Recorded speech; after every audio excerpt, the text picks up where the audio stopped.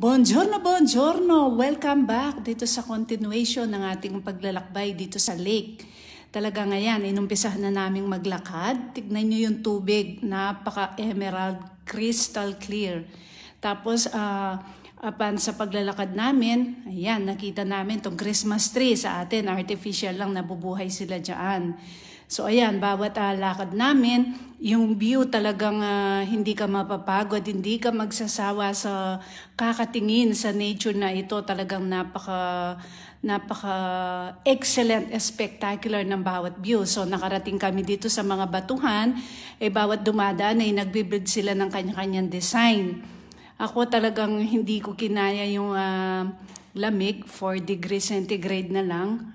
Lalo kang lumalamig pag nandito ka sa kalooban ng lake. Pulang-pula na yung mga kamay ko, nagmamanhid. Ayan. Pero tinry ko, hindi ko natapos yung aking ginagawa dahil hindi ko na maigalaw ang aking mga kamay. Pulang-pula. Tignan nyo yung kamay ko. So, itong pag-ikot na ito, 3.7 kilometers, sabi nila, matatapos ka sa end ng 1.7 hour.